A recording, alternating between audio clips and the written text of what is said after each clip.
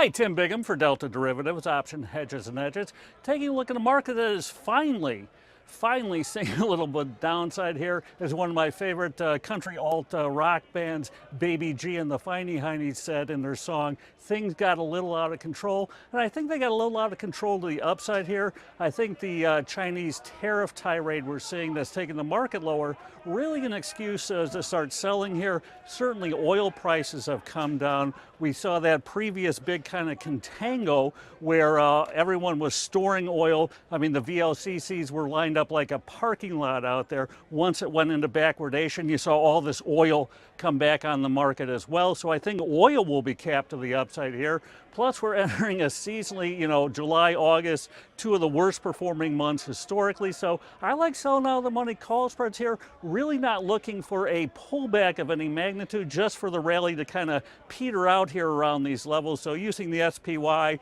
278, 280 is kind of the strike prices there. Certainly the Qs selling about one standard deviation out for July, doing 5-point spreads to hedge my risk. A couple stocks that have gotten out of control. Tesla, certainly one of them. The stock was just off to the races. We saw a big reversal this morning on it.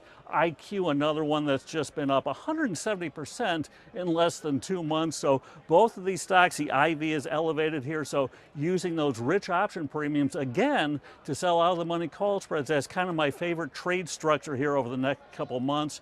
Just again, looking maybe not for a big time correction, but certainly for maybe having trouble heading appreciably higher on both these names. Tesla looking at that 380, 385 strike level out in both July and August. IQ, because IV is actually over 100 last I looked. You can go short term, the July 55.60, getting about 70 cents. The stock was at about 44 last I looked, so you have about a 25% upside cushion on that name. So we'll see what happens the rest of the week.